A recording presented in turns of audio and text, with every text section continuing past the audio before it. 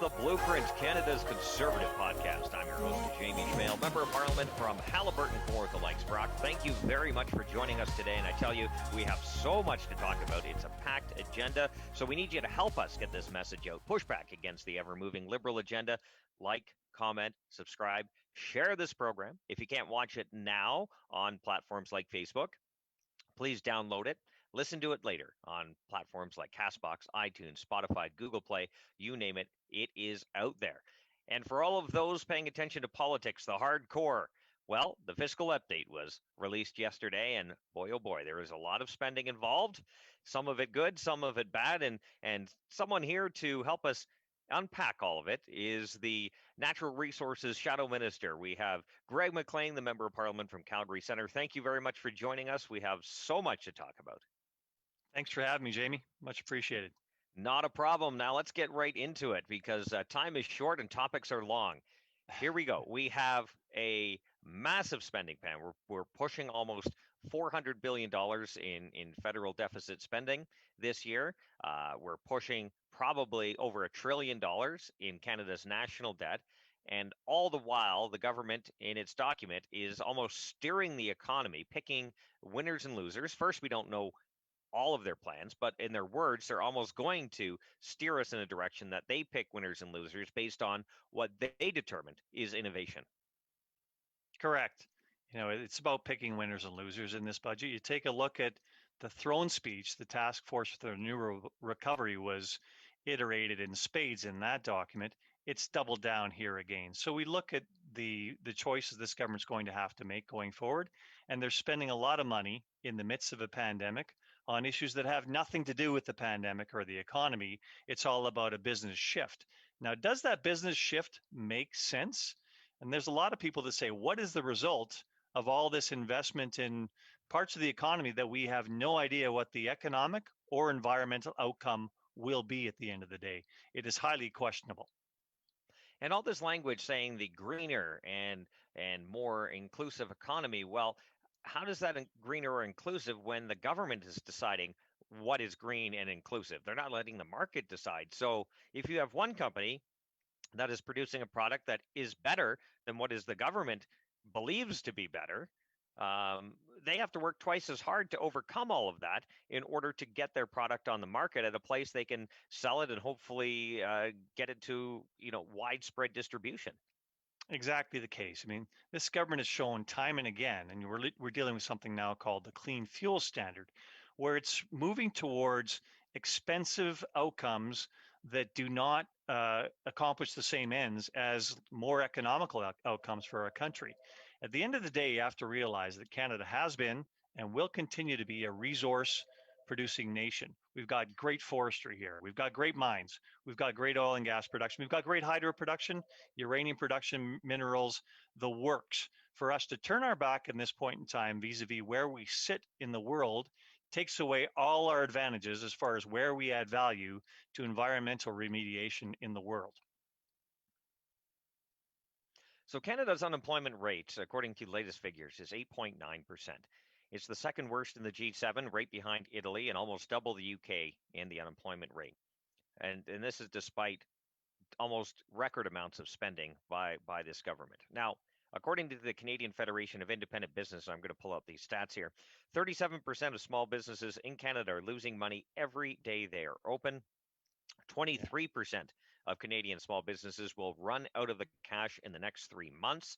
And 56% of small businesses have been seriously impacted by the second wave of the pandemic. And when we talk about the recovery, how about the anchors of our economy, the natural resources sector, the oil and gas, the mining, the ones you had these pillars to build on, and they're a major part of our economy that is hurting in addition to all these small businesses. So what's our path forward?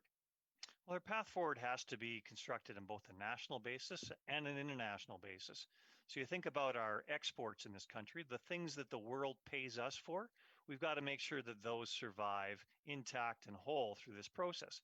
And our resource exports are incredibly important to our balance of payments around the world. Without our resource exports, we are so negative as far as the money that comes into this country versus the money that goes out, that it would put us in a poverty situation on a trade basis like no other country in the world. We need our resources to continue to funnel the world because they're world-class resources in many respects. I can speak to the oil and gas resources, the most environmentally produced oil and gas in the world, the highest social standards. When we leave the field, I can guarantee it'll be taken up by somebody else that produces these resources on a much less environmentally friendly basis and with much less social guidance that we have here in Canada. That's important because a private sector economy, and don't recognize that only 20% of the oil in the world is produced in private sector responsible organizations. The other 80% is produced by state-owned enterprises and the like, and those aren't at all responsive to investors, protesters, those sorts of things that, of course, we have to take account of here in Canada and respect their input as well. So we're accomplishing a lot. As a result, we have a very environmentally friendly output, and we need to make sure that that continues to advance. Well, one thing the government seems to fail to address is that even if you shut down the oil and gas sector in Canada, which we hope never happens, we want that to be a major, Thank you. strong anchor in our economy. And this is someone from Ontario saying this. So there are lots of people in Ontario and other parts of the country that support Alberta, Saskatchewan, the West in terms of their oil and gas industry. But it doesn't actually get rid of the demand piece of the puzzle. And so you're not actually solving that problem. You can try to steer the economy, you can try to subsidize and put endless government money into your pet project of the day, but at the end of the day, if it's not widely available at a reasonable price to the majority of Canadians, you'll never get that off the ground. And the project is doomed because once the government money stops, the project ends or That, significantly takes a drop. that's right. And that leads us right into one of the big issues on our table right now, which is pipelines. Pipelines has been the issue for 4 years now about how we actually get Canadian resources to export markets. And with the election of a new administration in the United States, we know very well that we're trying to make sure that the United States makes the most environmentally salient uh, decision here in getting the pipelines built that need to be built to get the product to the end market. And that end market, the most viable point for it is down in the Gulf Coast, the Texas Gulf Coast, where the refineries are that use heavy oil. A lot of what we produce in Canada is heavy oil, and the big market for that is down in Texas. So we've got to make sure that that market is still being filled with Canadian heavy oil, which is much more environmentally friendly than the replacements that would come in by ship to fill any void that would emerge. So getting our oil to those markets is number one. And we've also run into some issues around, as you know, Enbridge Line 5, where there looks like there's that attempt by the governor of Michigan to try and interrupt the flow of oil, which flows from Western Canada through the Straits of Mackinac and supplies not only Ontario and Quebec with 500,000 barrels of oil a day for their products, their propane, how they drive their cars, how they heat their homes, but it also supplies 3 states in the United States with some of their production as well. So we've got a great long-term trade trade agreement with the United States that hinges upon energy, and that free flow of energy of all sorts across the border has built on has allowed us to build a great quality of life in North America, and we need to make sure that we continue to advance with the United States stronger environmental standards on all our energy exports and all our energy imports because they do go hand in hand. Now, correct me if I'm wrong. There are still tankers from foreign countries coming into Canada, specifically on our east coast, with oil from some of those nations, state-owned companies that are producing it in very, very horrible standards in terms of environmental and labor in many cases. Very correct. The 2 refineries, 3 in particular, but 2 provinces. St. John, New Brunswick has the largest refinery in Canada, and that is completely beholden to foreign oil, except for sometimes some Newfoundland offshore oil, although most of that goes across the ocean towards European markets. So most of what comes into St. John, New Brunswick is foreign oil. Much of what comes into the Quebec City refinery, Valero, is also foreign oil. downstream as well. So there's a shipping trade that happens in oil and oil products up to St. Lawrence. But as I say, the biggest refinery in Canada is in St. John, New Brunswick. Years ago, there was an attempt to get what's called Energy East, a pipeline all the way that would serve both the Quebec City refinery and the St. John, New Brunswick refinery with Canadian oil. And that, in this last government's term, was kiboshed. The actual company withdrew from it because of the extra emission costing that was put on it by the federal government, which required both upstream and downstream emission costing. So even when people were burning it in their cars, it had to be accounted for by the oil production company and the pipeline, which was the first time that type of standard had ever been used, and it hasn't been used since. And just to clarify for some of our listeners and viewers who aren't overly familiar with the oil and gas sector or the mining economy, it's not just those jobs that you see on site. It's the off-site, the spin-off jobs as well, and those are mostly owned by small business owners. And because of the pandemic, so there was problems in the oil and gas sector, largely brought on by the Trudeau Liberals and their anti-energy policies, such as Bill C-69, the No More Pipelines bill, the tanker ban, which basically didn't ban foreign tankers from coming into our ports, just ones leaving with Alberta energy. But also the fact that when you mash on to what people are going through, the small business owners in COVID, the Canadian Federation of Independent Business says 46% of small business owners are worried about the survival of their business. That's almost half of small business owners in Canada are worried about their future and whether or not they will be able to keep going in the next 6 months to a year. Yeah, and it's troubling because you take a look at all the inputs that our natural resource sector gives towards Canadian manufacturers, but you also take a look at the inputs that the Canadian manufacturers give towards the resource industry. It is a good flow back and forth, and it leads to a great diversification of our economy. If we don't have a robust Canadian natural resource sector, we will be importing a lot of the goods that our manufacturers need, which will make them less competitive because they have to go further afield to get their inputs. But also they do supply some of the inputs to the oil and gas industry as well. It is a good hand in glove relationship across Canada. And I know we always talk about Alberta oil. In fact, what we export is Canadian oil. You think about where the oil comes from in Canada, a lot of it comes from Alberta. A lot of it comes from Saskatchewan. Some comes from northern British Columbia, and some comes from southwest Manitoba. And Newfoundland and Labrador is a great producer of light oil products. So we've got to make sure that we understand this is a Canadian industry that we've done very well at all across Canada, and we need to get that export to world markets. Sitting on it just in Canada is going to be too small a market where we actually don't have an ability to influence the environmental outcomes of the world as opposed to just one country. A lot of businesses are concerned about what you mentioned earlier, and we need to touch on this before we let you run here. It's a clean fuel standard. I think we almost need to do a show on that just wholly. What is it, and why is it potentially very dangerous to our industry? Not just oil and gas, I think throughout the supply chain, and will Well, dramatically increase the cost of living on pretty much everything. thanks for the question, Jamie. It is very important. Again, it's not legislation, it's regulation that's been embedded. It's effectively a second carbon tax, but this one is very, very, very opaque. It's implemented at the manufacturing level in so many different ways. A lot of the manufacturers I've spoken to say they haven't figured out exactly how it's going to affect them. They just know it's going to affect them badly.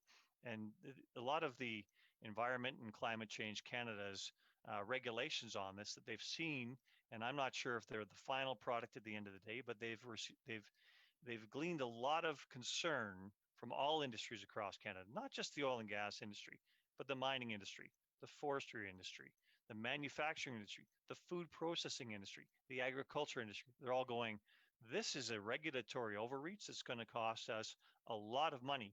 And if you're productive in Canada and you're suddenly being assessed another big tax on your production, the only thing you can really do is pass it on to your consumers. That does one of a few things. The first thing it does is it actually increases costs for consumers. And there's been a number of studies that show how much that's going to cost Canadians going forward. Some say up to $1,300 per year for increases in the cost of our food and increases in the cost of our energy and our transportation. But the other thing it does is it actually puts a line of sight where a lot of manufacturers go, this is too opaque in Canada. We need to move any of our new investment decisions south of the border.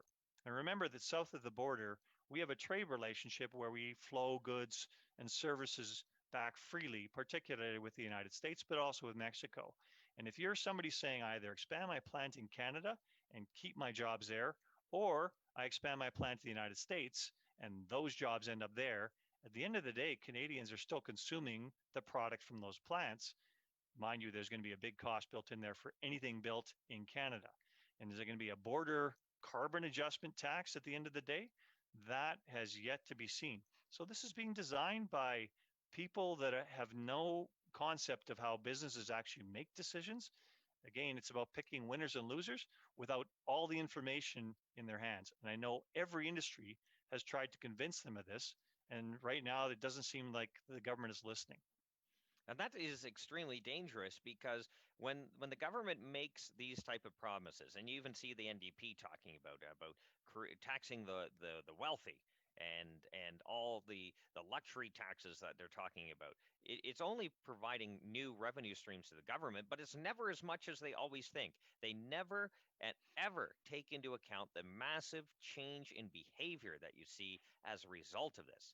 People aren't going to be sticking around to get bled to death. Businesses aren't going to continue to shrink their ability to do what they do best, which is innovate, create the next product or service people want to buy. It's not going to happen. They're going to leave or try to increase the price to cover that increase in taxes. And at some point, the product that you are advertising, the service that you are offering, is not going to be affordable to the vast majority of customers. So, like you said, you'll have to make the decision. Do you stay or do you leave and hopefully are able to lower your price in another jurisdiction doing the majority of your business so that people are able to afford it in the jurisdiction that's being taxed so heavily?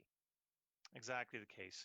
And if you want to talk about individuals, I mean, there's that talking point that the new Democratic Party has about taxing the rich because they've profited during this pandemic. Well, let me correct that notion. Number one, the one thing that the rich people of Canada have done, and they have made money during this pandemic, but it's not cash money.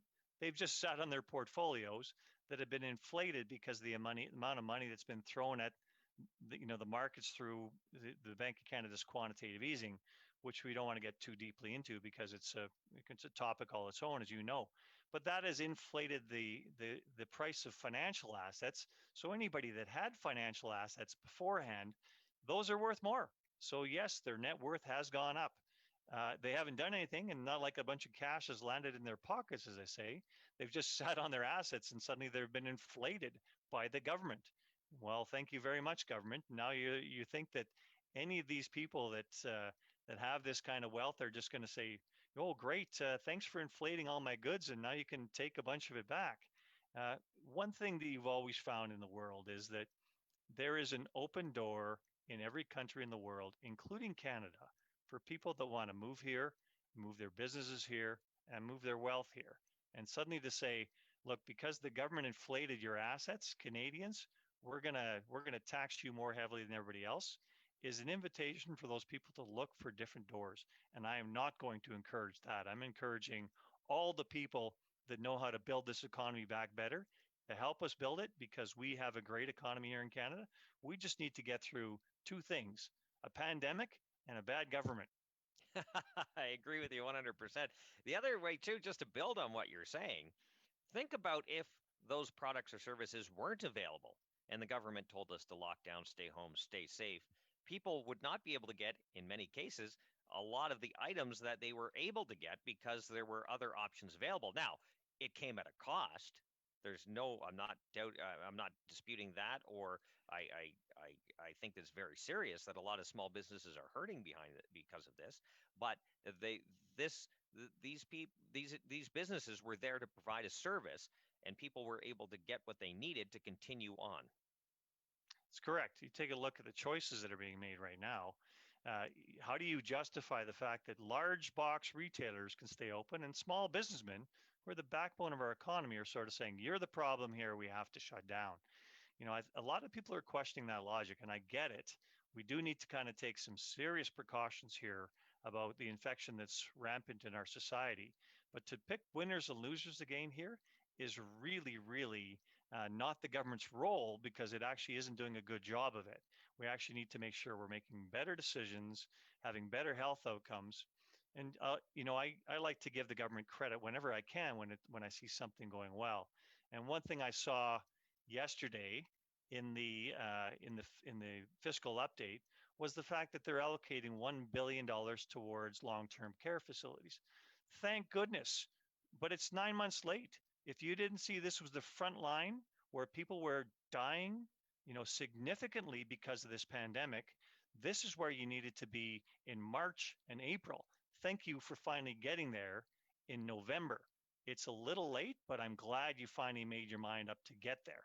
So those are the types of things I think we need to look at in this pandemic: is how are we being most affected by this, and how do we mitigate those that are most affected by what's happening with this pandemic. And I've seen it in spades. I know my mother-in-law is in lockdown at her seniors facility, and her mental health is deteriorating by the week.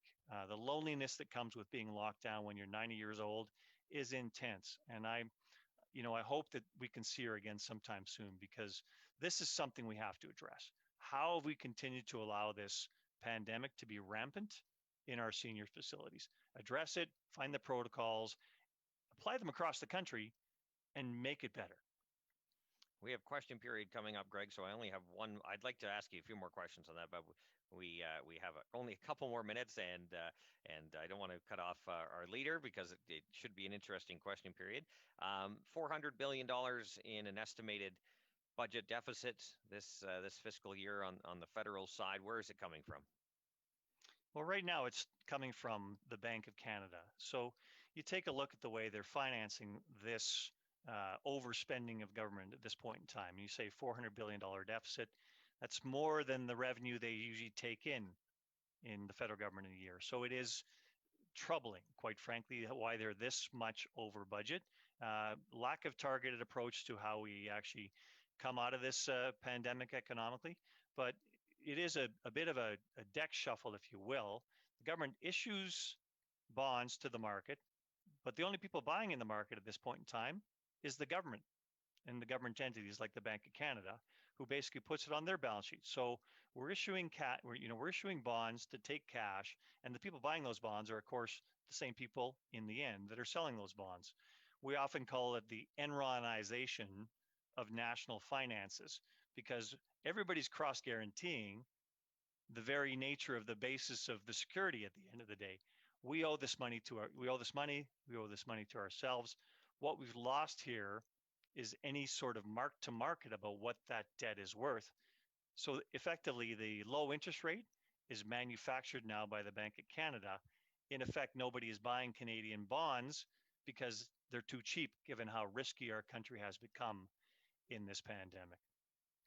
I have so many more questions. Greg, I got to cut you off because question period's coming up. The leader is getting ready to go. So I appreciate the opportunity. Greg McLean, Member of Parliament for Calgary Centre. He's also the Shadow Minister for Natural Resources. Appreciate it. Good friend of the show. Appreciate you coming on. Thank you for having me, Jamie. Thank you so much for tuning in. Again, new content every single Tuesday, 1:30 p.m. Eastern Time. Please tell your friends about us. Please like, comment, subscribe, share this program. Again, if you don't have time to watch it all right this second, please download it, listen to it on platforms like Castbox, iTunes, Spotify, Google Play, you name it. We're out there. Together, we can push back against the ever-moving liberal agenda. Again, don't forget, next Tuesday, 1:30 p.m. Eastern Time, brand new content with a brand new guest, lots more questions, because we're giving you a point of view, not always told by the mainstream media. And of course, remember, low taxes, less government, more freedom. That's the blueprint. Thanks for joining us.